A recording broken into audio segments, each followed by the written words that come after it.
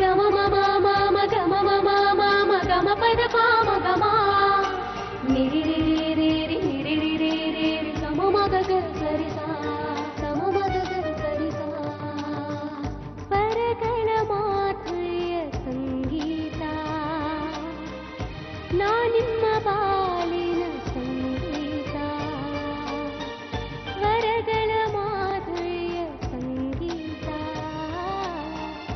ನಾ ನಿಮ್ಮ ಬಾಳಿನ ಸಂಗೀತ ನಾ ನಿಮ್ಮ ಸಂಗೀತ ನಾ ನಿಮ್ಮ ಸಂಗೀತ ಬಾ ನನ್ನ ಸಂಗೀತ ಬಾ ನನ್ನ ಸಂಗೀತ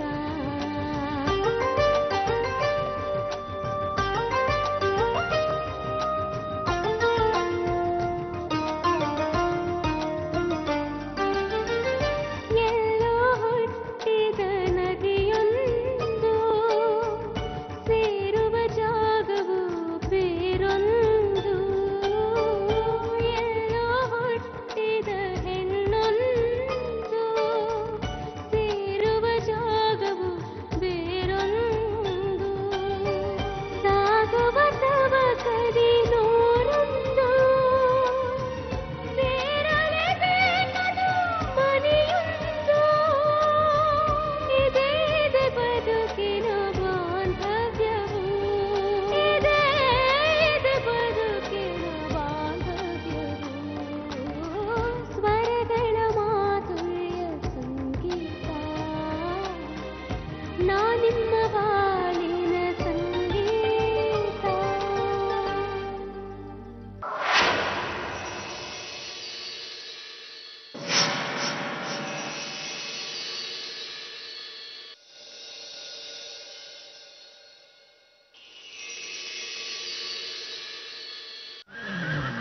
ನಾನೇನು ನಿಮ್ಮ ಮಗಳಿಗೆ ತಾಲಿ ಕಟ್ಟದೆ ಇಟ್ಕೊಳ್ತಾ ಇಲ್ಲ.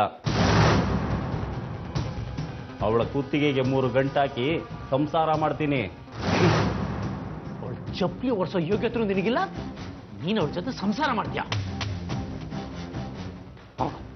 ಆಚೆಲಿಂದ ಸರಿ ಬಿಡು, ನಾನು ನಿಂತರನೇ ನಿನ್ನ ಮಗಳಿಗೆ ತಾಲಿ ಕಟ್ಟದಿರನೇ ಇಟ್ಕೋತೀನಿ. ನನಗೆ ಬೇಕು ಅನ್ಸಿದ್ನ ನಾನು ದಕ್ಕಿಸ್ಕೊಳ್ತೀನಿ. ನಿಮ್ಮ ಮಗಳು ನನಗೆ ಬೇಕೇ ಬೇಕು. ಸಲಿಗೆ ಕೊಟ್ರೆ ತಲೆ ಮೇಲೆ ಕೂರ್ತೀಯ ಬಡವ ರಾಸ್ಕಲ್. ನನ್ನ ಮಾತು ನಡೆಸ್ಕೊಡೋದಿಲ್ಲ ಒಬ್ಬವ. ಎಳ ಮೇಲೆ ಎಳ ಮೇಲೆ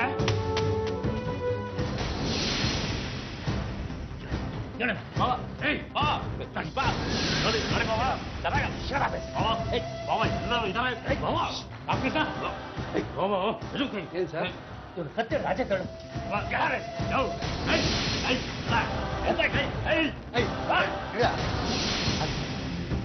ಪ್ಲೀಸ್.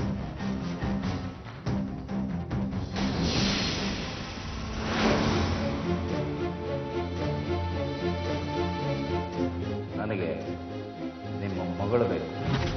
ನಾನು ನಿಂತರನೇ ನಿನ್ನ ಮಗಳಿಗೆ ತಾಲಿ ಕಟ್ಟದಿರನೇ ಇಟ್ಕೋತೀನಿ. ನನಗೆ ಬೇಕು ಅನ್ಸಿದ್ನ ನಾನು ದಕ್ಕಿಸ್ಕೊಳ್ತೀನಿ. ನಿಮ್ಮ ಮಗಳು ನನಗೆ ಬೇಕೇ ಬೇಕು.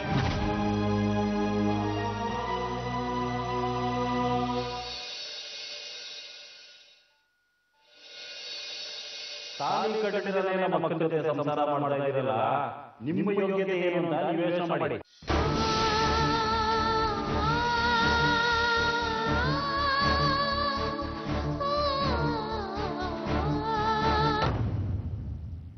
ರೀ, ಏನು ಯೋಚನೆ ಮಾಡ್ತಾ ಇದ್ದೀರಾ? ಏನಿಲ್ಲ ಶಾರದೆ. ಸಂಗೀತನ ಮದುವೆ ಬಗ್ಗೆ ಯೋಚನೆ ಮಾಡ್ತಾ ಇದ್ದೀರಾ? ಹಾ, ಸಂಗೀತ ಮದುವೆ ಬಗ್ಗೆನೇ ಯೋಚನೆ ಮಾಡ್ತಾ ಇದ್ದೆ. ನನಗೆ ಗೊತ್ತು ರೀ, ನಿಮ್ಮ ಮಗಳು ಮದುಮಗಳಾಗಿ ಹೇಗೆ ಕಾಣಿಸ್ತಾಳೆ, ಮತ್ತೆ ಅವಳಿಗೆ ಯಾವ ಅಂಗಡಿಯಲ್ಲಿ ಸೀರೆ ತೆಗಿಬೇಕು, ಯಾವ ಅಂಗಡಿಯಲ್ಲಿ ಒಡವೆ ಖರೀದಿ ಮಾಡಬೇಕು, ಚೌಲ್ಟ್ರಿ ಯಾವ್ದು ಬುಕ್ ಮಾಡಬೇಕು, ಇದೇ ತಾನೇ ನೀವು ಯೋಚನೆ ಮಾಡ್ತಾ ಇರೋದು.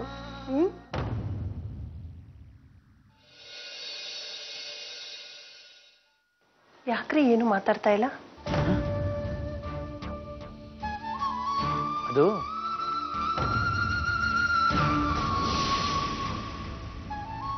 ಸಡನ್ ಆಗಿ ಮಗಳ ಮದುವೆ ಫಿಕ್ಸ್ ಆಗ್ತಾ ಇದೆಯಲ್ಲ, ಮೈಂಡ್ ಎಲ್ಲ ಒಂಥರ ಬ್ಲ್ಯಾಂಕ್ ಆಗ್ತಾ ಇದೆ. ಅಬ್ಬಾ, ಇನ್ನು ಎಂಗೇಜ್ಮೆಂಟೇ ಆಗಿಲ್ಲ, ಮದುವೆ ಡೇಟು ಫಿಕ್ಸ್ ಆಗಿಲ್ಲ, ಅದಕ್ಕೆ ಯಾಕೆ ಈಗಲೇ ಇಷ್ಟೊಂದು ಟೆನ್ಷನ್ ತಗೋತೀರಿ?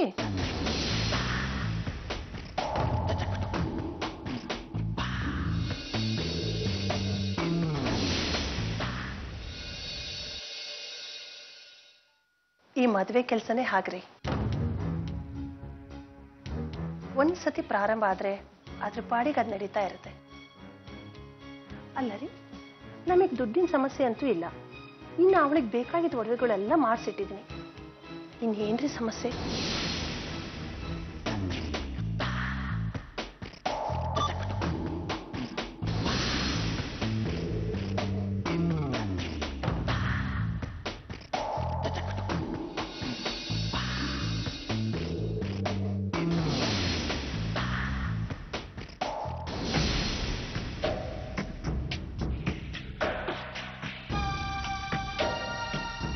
ಇವ್ರು ಯಾಕೆ ಫೋನ್ ಕಟ್ ಮಾಡ್ತಾ ಇದ್ದಾರೆ? ಗಡಿಬಿಡಿ ಮಾಡ್ಕೊಳ್ದೆ ಎಲ್ಲಾ ಕೆಲಸಗಳನ್ನ ಸರಾಗವಾಗಿ ತೂಗಿಸ್ಕೊಂಡು ಹೋದ್ರೆ ಯಾವ ಸಮಸ್ಯೆನೂ ಬರೋದಿಲ್ಲ ರೀ.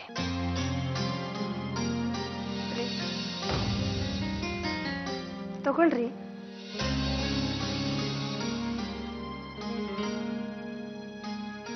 ನಮ್ಮ ಸಂಗೀತನ್ಗೆ ನನ್ನ ಮೇಲೆ ಎಷ್ಟೊಂದು ಪ್ರೀತಿ ಗೊತ್ತಾ? ಈ ಮದುವೆ ವಿಷಯ ನಾನು ಅವಳ ಹತ್ರ ಮಾತಾಡಿದಾಗ, ಅಮ್ಮ, ಪ್ರಪಂಚದಲ್ಲಿ ನಿನ್ನ ಪ್ರೀತಿಗಿಂತ ದೊಡ್ಡದು ಯಾವುದೂ ಇಲ್ಲ, ನಿನ್ನ ಆಸೆನೇ ನನ್ನ ಆಸೆ ಅಂತ ಹೇಳಿದ್ಲು. ಅಂತ ಮಗಳನ್ನ ಪಡೆಯೋಕೆ ನಾನು ನಿಜವಾಗ್ಲೂ ಅದೃಷ್ಟ ಮಾಡಿದ್ದೆ. ನನ್ನಂತ ನಂಬಿಕೆ ಇದ್ರೂ ತಂದೆನ ಪಡೆದಿರೋ ಸಂಗೀತ ದುರದೃಷ್ಟವಂತೆ ಶಾರದಾ. ಅವಳಿಗೆ ಯಾವ ಕಷ್ಟನೋ ಬರದೇ ಇದ್ರೆ ಅಷ್ಟೇ ಸಾಕು ನನಗೆ.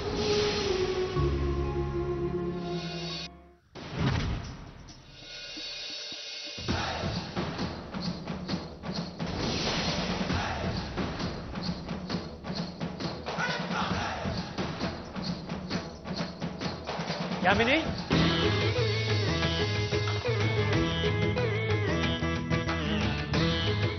ಯಾಮಿನಿ,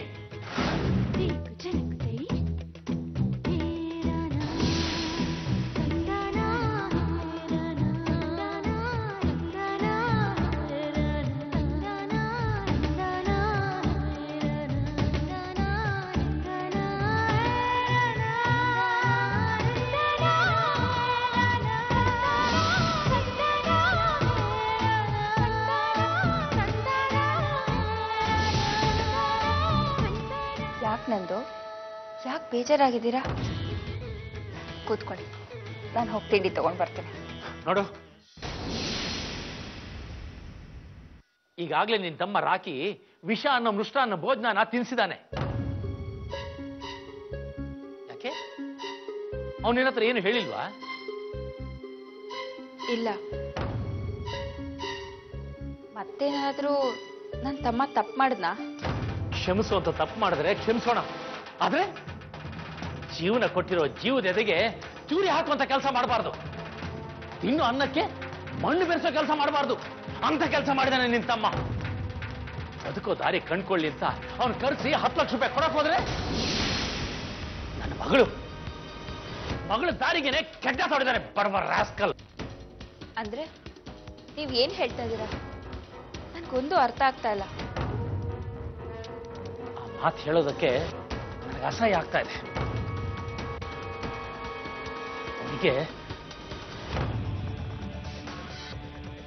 ಅವನಿಗೆ ನನ್ನ ಮಗಳು ಸಂಗೀತ ಬೇಕಂತೆ. ನನ್ನ ಅಕ್ಕನಿಗೆ ತಾಳಿ ಕಡ್ದೇನೆ ಬದುಕು ಕೊಟ್ಟಿದ್ದೀರಾ, ನಾನ್ ನಿಮ್ಮ ಮಗಳಿಗೆ ತಾಳಿ ಕಟ್ಟಿ ಅವಳ ಜೊತೆ ಸಂಸಾರ ಮಾಡ್ತೀನಿ ಅಂತ ಹೇಳ್ತಾ ಇದ್ದಾನೆ. ಹೇಳೋದಕ್ಕೆ ಅವ್ನಿಗೆ ಎಷ್ಟು ಧೈರ್ಯ ಇರಬೇಕು?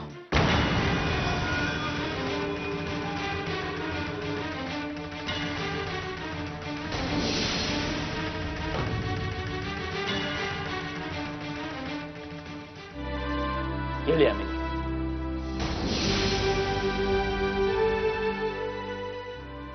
ಕ್ಷಮಿಸ್ಬಿಡಿ, ನಂದು ನನ್ನ ಕ್ಷಮಿಸ್ಬಿಡಿ.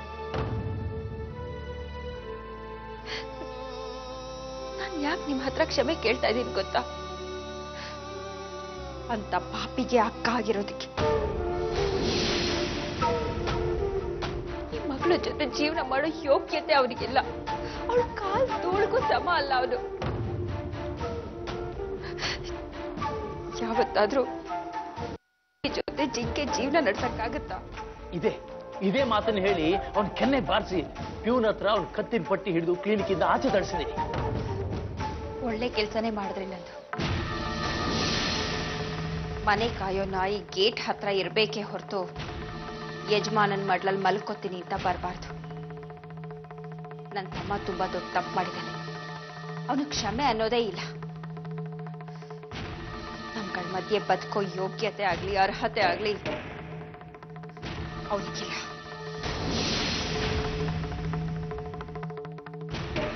ಒಳಹುಟ್ಟಿದ ತಮ್ಮ ಅಂತ ಎಷ್ಟು ಪ್ರೀತಿಯಿಂದ ನೋಡ್ಕೊಂಡೆ.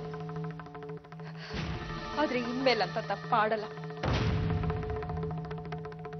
ಇವತ್ತು ಅವ್ನು ನನ್ನ ಪಾಲಿಗೆ ಸತ್ತು ಹೋದ. ಅವನ್ ಮನೆಗ್ ಬರ್ಲಿ, ಒಂದ್ ನಿಮಿಷನೂ ಇಲ್ಲಿರೋದಕ್ ಬಿಡಲ್ಲ. ಮನೆಯಿಂದ ಆಚೆ ಹಾಕ್ಬಿಡ್ತೀನಿ. ಇಲ್ಲ, ಅವನನ್ನ ಮನೆಯಿಂದ ಹೊರಗಾಕಿದ ತಕ್ಷಣ ಅವ್ನು ಬದಲಾಗ್ಬಿಡ್ತಾನೆ ಅಂತ ಅನ್ಕೊಂಡಿದ್ಯಾ? ಅವ್ನು ಬದಲಾಗೋ ಮನುಷ್ಯ ಅಲ್ಲ. ಅದನ್ನೇ ಮನಸ್ಸಲ್ಲಿ ಇಟ್ಕೊಂಡು ಬೇರೆ ರೀತಿಯಲ್ಲಿ ನನ್ನ ಮಗಳಿಗೆ ತೊಂದರೆ ಕೊಡ್ಬೋದು. ಅದಕ್ಕೆ ಈ ಸಮಸ್ಯೆ 4 ಗೋಡೆ ಮಧ್ಯೆನೇ ಬಗೆಹರಿಸಬೇಕು. ಪ್ಲೀಸ್, ಆ ರೀತಿ ಏನಾದ್ರೂ ಮಾಡಿ ಆಮೇಲೆ. ಸರಿ, ನೀವು ಹೇಗೆ ಹೇಳ್ತೀರೋ ಹಾಗೆ ಮಾಡ್ತೀನಿ. ಸಮಾಜದಲ್ಲಿ ಗೌರವದಿಂದ ಬದುಕ್ತಿರೋ ನೀವು, ಗೌರವಕ್ಕೆ ಧಕ್ಕೆ ಬರ್ದೇ ಇರೋ ಹಾಗೆ ನಾನು ನೋಡ್ಕೊತೀನಿ. ನಾನು ಅವ್ರಿಗೆ ಬುದ್ಧಿ ಹೇಳ್ತೀನಿ. ಇದೊಂದು ಸಹಾಯ ಮಾಡಿ ಆಮೇಲೆ. ರೀ, ನಿಮ್ ಪರಿಸ್ಥಿತಿ ಮನಸ್ಥಿತಿ ನನಗೆ ಅರ್ಥ ಆಗುತ್ತೆ ರೀ. ಈ ವಿಷಯ ಹೆಚ್ಚಿಗೆ ಬೆಳೆದಷ್ಟು ಗೌರವಕ್ಕೆ ಧಕ್ಕೆ ಬರುತ್ತೆ. ಆಗ ನಮ್ಮಿಬ್ರು ಸಂಬಂಧ ಇಡೀ ಪ್ರಪಂಚಕ್ಕೆ ಹರಡುತ್ತೆ. ಹಾಗಾಗ್ಬಾರ್ದು ರೀ, ಹಾಗಾಗ್ಬಾರ್ದು. ಪಾಲಿನ ದೇವ್ರು ನೀವು. ನಿಮ್ಮನೆಯವ್ರ ಮುಂದೆ ನೀವು ತಲೆ ತಗ್ಸೋ ಹಾಗಾಗ್ಬಾರ್ದು. ಥ್ಯಾಂಕ್ಸ್ ಯಾಮಿನಿ. ನನ್ನದು ಎಷ್ಟು ಮಟ್ಟಿಗೆ ಅರ್ಥ ಮಾಡ್ಕೊಂಡಿದ್ಯಲ್ಲ, ತುಂಬಾ ಥ್ಯಾಂಕ್ಸ್. ನನ್ನ ಹೆಂಡತಿ, ನನ್ನ ಮಕ್ಕಳು ನನ್ನ ಮೇಲೆ ತುಂಬಾ ನಂಬಿಕೆ ಇಟ್ಟಿದ್ದಾರೆ. ಅವ್ರ ನಂಬಿಕೆಗೆ ಈಗಾಗಲೇ ನಾನು ದ್ರೋಹ ಮಾಡಿಬಿಟ್ಟಿದ್ದೀನಿ. ಆದ್ರೂ ಈ ವಿಷಯ ಅವ್ರಿಗೆ ಗೊತ್ತಾಗಬಾರ್ದು. ಅದನ್ನು ಎದುರಿಸೋ ಶಕ್ತಿ ನನಗಿಲ್ಲ.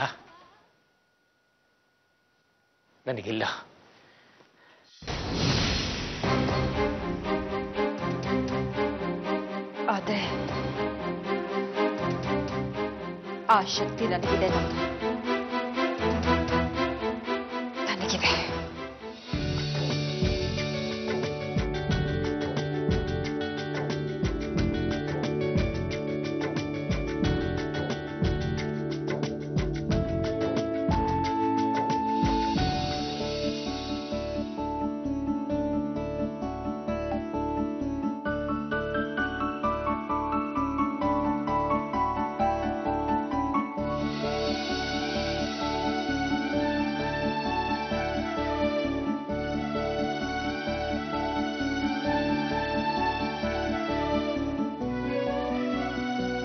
ಸರ್, ಒಂದು ಸೈನ್ ಬೇಕಿತ್ತು. ಸೋಮು, ಡಾಕ್ಟರ್ ನಿಮ್ಮ ಹೆಂಡತಿಗೆ ಡೆಲಿವರಿ ಡೇಟ್ ಕೊಟ್ಟಿದ್ದು ಇವತ್ತಲ್ವಾ? ಹೌದು ಸರ್. ಹಾಸ್ಪಿಟಲಿಂದ ನಮ್ಮ ತಾಯಿ ಬೆಳಿಗ್ಗೆ ಫೋನ್ ಮಾಡಿದ್ರು. ಪೈನ್ ಜಾಸ್ತಿ ಆಗಿದೆಯಂತೆ. ಡಾಕ್ಟ್ರು ಸಿಜರಿನ್ ಮಾಡಬೇಕು ಅಂತ ಹೇಳ್ತಿದ್ದಾರೆ ಸರ್. ಮತ್ತೆ ನೀನು ಇಲ್ಲೇನು ಮಾಡ್ತಾ ಇದೀಯಾ? ಇಲ್ಲ ಸರ್, ಅದು ಕೆಲಸ ಜಾಸ್ತಿ ಇದೆ ಸರ್. ಇಲ್ಲಿ ಕೆಲಸ ಆಮೇಲೂ ಮಾಡ್ಕೋಬೋದು. ಮೊದಲು ನೀನು ಹಾಸ್ಪಿಟ್ಲಿಗೆ ಹೊರಡು. ಹಾಗೆ ಅಕೌಂಟೆಂಟಿಗೆ ಹೇಳಿದ್ದೀನಿ, 30,000 ರೂಪಾಯಿ ಕೊಡ್ತಾನೆ.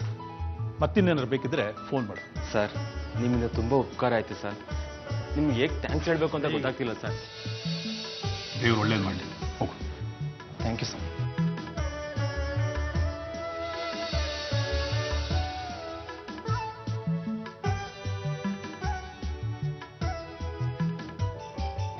ಕೆಲಸಗಾರರನ್ನೆಲ್ಲ ಮಕ್ಕಳು ಥರ ನೋಡ್ಕೋಬೇಕು ಅಂತ ಹೇಳ್ತಾ ಇದ್ದೆ. ಅದೇ ಥರ ನೋಡ್ಕೋತಾ ಇದ್ದೀನಿ, ಮುಂದೆನೂ ನೋಡ್ಕೋತಾ ಇರ್ತೀನಿ. ಸರಿನಾ?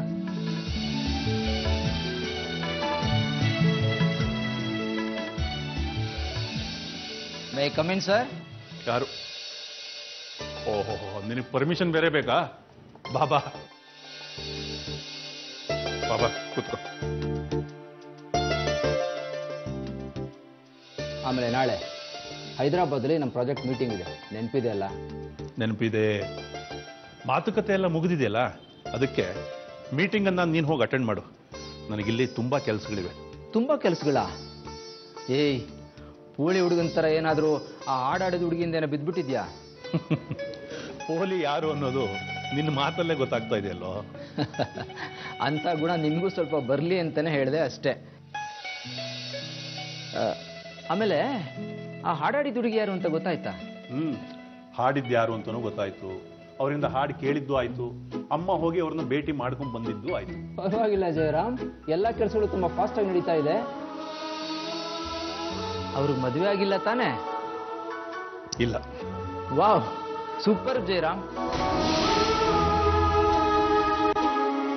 ನಾನು ಅವತ್ತೇ ಹೇಳಿಲ್ವಾ, ಒಂದಾಗಬೇಕಾಗಿರೋರ್ನ ಆ ದೇವರು ಹೇಗಾದ್ರೂ ಒಂದು ಮಾಡೇ ಮಾಡ್ತಾನೆ ಅಂತ? ಮತ್ತೆ ಶುರು ಮಾಡಿದ್ಯಾ? ಅಮ್ಮ ಅವ್ರನ್ನ ನೋಡಿದ್ದಲ್ಲಿ ಹುಡುಗಿ ನೋಡೋಕೆ ಚೆನ್ನಾಗಿದ್ದಾರಂತ. ವಾಯ್ಸ್ ಅಷ್ಟು ಚೆನ್ನಾಗಿದೆ ಅಂದಮೇಲೆ ನೋಡೋಕೆ ಚೆನ್ನಾಗಿದ್ದೇ ಇರ್ತಾರೆ ಬಿಡು. ಅವ್ರು ಹಿಂಗೆ ಸೂಟ್ ಆಗ್ತಾರಂತ. ಅವ್ರ ಫ್ಯಾಮಿಲಿ ಬ್ಯಾಕ್ಗ್ರೌಂಡ್ ಏನು? ಸ್ವಲ್ಪ ಸುಮ್ಮನೆ ಇರ್ತೀಯಾ? ವಟ ವಟ ಅಂತ ಮಾತಾಡ್ತಾನೇ ಇರ್ತೀಯ. ಈ ವಿಷಯದಲ್ಲಿ ಅಮ್ಮ ಕೊಡ್ತಾ ಇರೋ ಟಾರ್ಚರೇ ಸಾಕಾಗೋಗಿದೆ. ತಗೋ, ಟೀ ಕುಡಿ.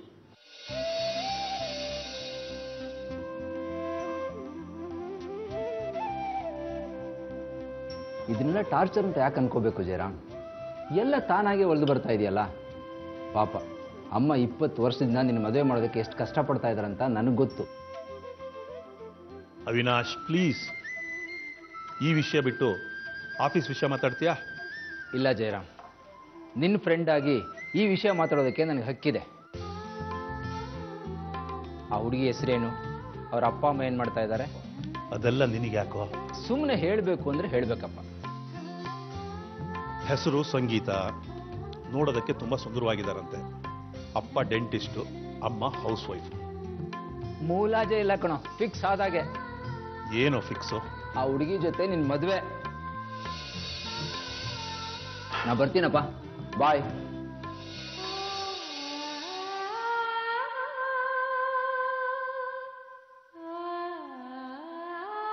ಶ್ರುತಿ, ಒಟ್ಟಿನಲ್ಲಿ ಇವರಿಗೆಲ್ಲ ಏನೋ ಆಗಿದೆ.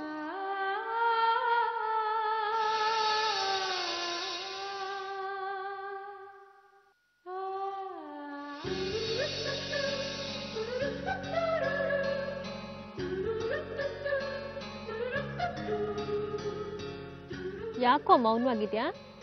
ಸಿತಾರ, ತುಂಬ ದಿನದಿಂದ ನಿಂಗೊಂದು ವಿಚಾರ ಹೇಳಬೇಕು ಅಂತಿದ್ದೀನಿ, ಆದರೆ ಹೇಗೆ ಹೇಳೋದು ಅಂತ ಗೊತ್ತಾಗ್ತಾ ಇಲ್ಲ ಸಿತಾರ. ಏನು, ಬೇರೆ ಯಾರಿಗಾದ್ರೂ ಲೈನ್ ಹೊಡಿತಾ ಇದ್ಯಾ? ಜೋಕ್ ಮಾಡಬೇಡ ಸಿತಾರ, ನನ್ನ ಪರಿಸ್ಥಿತಿನ ಅರ್ಥ ಮಾಡ್ಕೋ. ಸಂತೋಷ್, ನಿನ್ ಪರಿಸ್ಥಿತಿ ಏನು ಅಂತ ಹೇಳಿದ್ರೆ ತಾನೇ ನಾನು ಅರ್ಥ ಮಾಡ್ಕೊಳಕ್ಕಾಗೋದು. ಅದು ಏನು ಅಂತ ಹೇಳ್ಬಿಡ್ಲ? ನೋಡು, ಗಿಣಿಶಾಸ್ತ್ರ ಕೇಳಿ ಆಮೇಲೆ ಹೇಳ್ತೀಯಾ ಅಂತ. ಸುಮ್ನೆ ಕೊಯ್ಬೇಡ, ಅದೇನು ಅಂತ ಡೈರೆಕ್ಟ್ ಆಗಿ ಮ್ಯಾಟ್ರಿಗೆ ಬಾಪ. ಅದು ಸಿತಾರ, ನಿನ್ನ ಹತ್ರ ಒಂದು ಸುಳ್ಳು ಹೇಳ್ಬಿಟ್ಟಿದ್ದೀನಿ. ನೀನು ತಿಳಿದಿರೋ ಹಾಗೆ ನಾನು ಬಡವ್ರ ಮನೆ ಹುಡುಗ ಅಲ್ಲ. ನಮ್ಮ ತಂದೆ ತುಂಬ ಶ್ರೀಮಂತರು. ನಮ್ಮಪ್ಪ ದೊಡ್ಡ ಇಂಡಸ್ಟ್ರಿಯಲಿಸ್ಟ್. ಅವ್ರ ಹೆಸರು ಜಯರಾಮ್ ಅಂತ. ಅವರ ಒಬ್ಬನೇ ಮಗ ನಾನು. ನೀನು ಶ್ರೀಮಂತಿಕೆನ ಇಷ್ಟಪಡಲ್ಲ ಅಂತ ಗೊತ್ತಿತ್ತು, ಅದಕ್ಕೆ ಒಂದು ಚಿಕ್ಕ ಸುಳ್ಳು ಹೇಳಿಬಿಟ್ಟೆ. ಸಿತಾರ, ನಿನ್ನಿಂದ ದೂರ ಆಗಲ್ಲ ತಾನೆ?